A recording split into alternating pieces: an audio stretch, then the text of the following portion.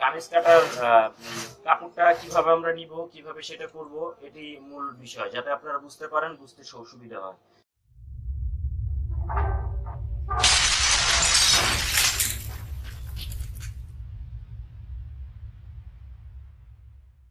দেখতেছেন এখানে একটা আর্ট করা আছে, প্লাস মেজারমেন্ট দেওয়া আছে। এই মেজারমেন্টের উপরে ভিত্তি করে আমরা কাজটা মূলত করব। ঠিক আছে, দেখুন এবার কিভাবে কাজটা করা যায়। এখানে মেজারমেন্ট আছে 44 লেন্থ, এটা হচ্ছে লম্বার মাপ। প্রথমে আমরা ইঞ্চি টেপটা ধরবো, ইঞ্চি টেপ ধরার পরে 44, ঠিক এইখানে উপরে নিচে শুধু শিলার জন্য, যেহেতু এটার কাপড় কম আছে, একটা দাগ দিয়ে নিব, উপরেও একটা আমরা এভাবে দাগ দিয়ে নিব। তারপরে এখানে মেজারমেন্টে কাঁধের আছে 40, এখানে এই যে 14 ইঞ্চি একটা দাগ দিয়ে নিব। ঠিক আছে, সাথে ডাবল 14, ঠিক আছে নিলাম। তারপরে এখানে আছে 21, এটা হচ্ছে ফাড়ার মাপ, কামিজের কাঁধ থেকে কামিজের নিচের ফাড়ার অংশটা কতটুকু হবে।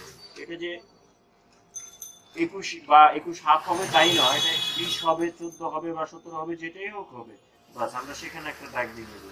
সাধারণত স্ট্যান্ডার্ড মাপ যদি আমরা দিতে যাই 14 হাফে কোমরের মাপটা দিবেন, কারণ মেয়ে মানুষের অনেকে কোমরটা উপরে দেয়, তখন কামিজটা সুন্দর ফিটিং হয় না।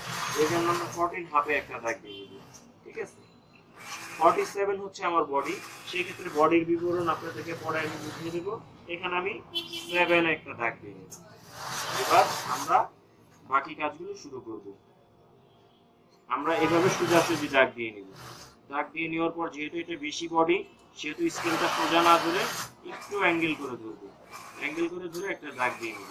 এখানে 47 আমরা একটা দাগ দেব, এই যে 47 একটা দাগ দিয়ে নিব। 41 হাফ, 41 হাফে আমরা একটা দাগ দিয়ে নিব। 41 হাফ, এই যে 41 হাফে আমি একটা দাগ দিয়ে নিব। এর মাপটা হচ্ছে 46 এ আমরা একটা দাগ দিয়ে নিব। এবার ঘেরের মাপ হচ্ছে 29, এই 29 এ আমরা একটা দাগ দিয়ে নিব। দাগটা দেওয়ার পরে এবার এটার নাম হচ্ছে শেপ কাট, আমরা শেপ কাট ইউজ করব। সাধারণত আমরা দেখি মেয়েদের 3 পিস করতে গেলে বডিটা শেপটা সুন্দর আসে না, সেই ক্ষেত্রে এটা এইভাবে কাটে মানুষ। ঠিক আছে, কিছু কিছু লোক এইভাবে কাটে, আমরা এইভাবে কাটবো না। আমরা যাতে বডি শেপটা নায়িকাদের মতন সুন্দর আসে, সেই ক্ষেত্রে আমরা উল্টাটা ইউজ করব। এইভাবে, ঠিক এইভাবে ধরবো, এইভাবে ধরবো, এইভাবে ধরে এইভাবে একটা দাগ দিব। এখানেও ঠিক সেম, এই যে এখানে এসে এখানে একটা দাগ দিব। তারপরে ফিতা বা স্কেল আপনারা যেটা ইউজ করেন সেটাকে এইভাবে ধরে সোজা এইভাবে দাগ দিয়ে দিবেন। এটা হচ্ছে ঘেরের। আমি এখন যে মেজারমেন্টটা দিলাম এটা হচ্ছে আমার অরিজিনাল মেজারমেন্ট, এর থেকে শিলের কাপড় বাড়তি রাখতে হবে। সেই ক্ষেত্রে এখন দেখেন এটা কিভাবে কাটে।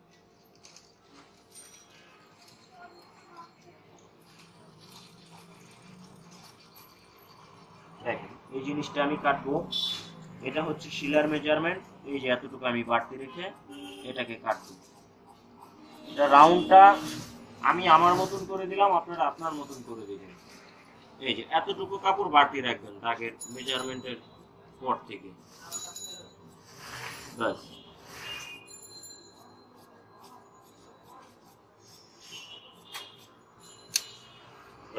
এবার 3টা অংশে 3টা কাটা দিয়ে দিবেন, যাতে আপনার বুঝতে সুবিধা হয়। চোখের দাগটা চলে গেল, আপনার বুঝতে সুবিধা হয়।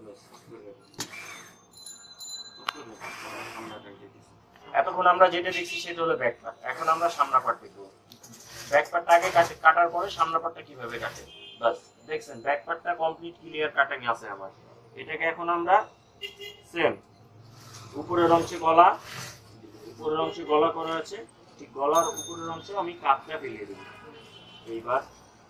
এইবার আমি যতটুকু বাড়তি রেখেছি সেই অংশটাও এটার উপরে রেখে দেব। কারণ একটা জিনিস মনে রাখবেন সবসময়, সেটা হলো ব্যাক পার্টটা আগে কাটবেন। ব্যাক পার্টটা কাটার পরে ব্যাক পার্টটা উপরে রাখে নিচে সামনা পার্টটা রেখে কাটবেন। কাপড় কাটতে সুবিধা হবে, ডিজাইন থাকলে সেটাও সুবিধা হবে। এই দেখেন আমি কাপড়টা কিভাবে একদম প্লেন করে নিয়েছি, একদম প্লেন করে নিয়েছি। দেখেন কিভাবে কাপড়টার কোনো অংশে কোনো ত্রুটি নাই, কারণ থাকলে আপনার মেজারমেন্টে কম বেশি হয়ে যাবে। অতএব সেটা যাতে কোনো ত্রুটি না থাকে, আপনারা চাইলে সেই ক্ষেত্রে আয়রনও ব্যবহার করতে পারেন, কারণ আয়রন দিয়ে কাপড় কাটলে কাপড় কাটার ফিনিশিংটা অনেক সুন্দর। বাস, সামনের পাটের অংশে কোনো কাজ নাই, সামনের পাটটা শুধু ব্যাক পাটে রেখেছি, এবার সোজাসুজি ব্যাক পাটের অংশে সেম জিনিসটা কেটে নেবেন। ব্যাক পাটের মেজারমেন্টে সামনের পাটটা কেটে নেবেন।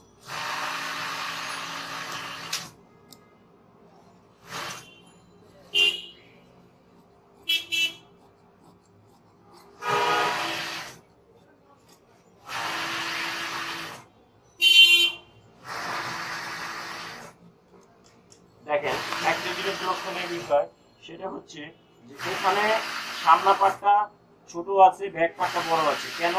সামনা পাটে সিলাই দেওয়ার কোনো দরকার নেই, তো ব্যাক পাটে আপনার সিলাই দিতে হবে। সিলাই দিলে পরে জিনিসটা একদম সেম মিলে যাবে। ঠিক আছে, এই জন্য এটা জোড়া হইতে পারে। আর একটা জিনিস ফলো করবেন, হাতার মোড়াটা। ঠিক আছে, হাতার মোড়াটা লক্ষণীয় একটা বিষয়।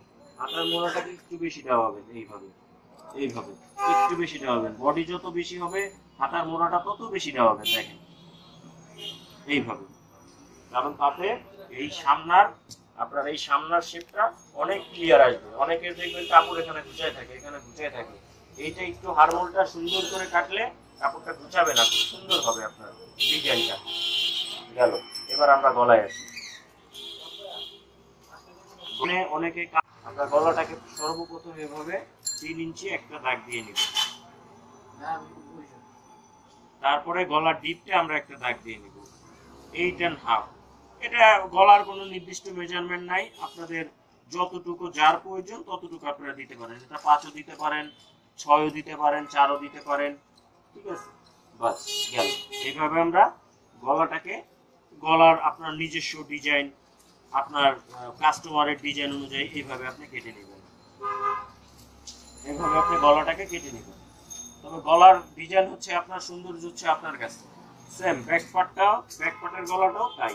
এখানে পিছনে উঠানো গলাটাকে আমার মতন এইভাবে দাগ দিয়ে নেবেন। কিন্তু একটা জিনিস মনে রাখতে হবে, আমি এখানে যতটুকু কেটেছি এখানেও ঠিক ততটুকুই কাটতে হবে। সেই ক্ষেত্রে গলা উঠানো, এটাও আপনার 4 ইঞ্চি 5 ইঞ্চি যা দেন, এটা আপনার ব্যক্তিগত ব্যাপার, আপনি আপনার মেজারমেন্ট অনুযায়ী দিবেন। এই যে আমরা পিছনে গলাটাও কেটে নিলাম।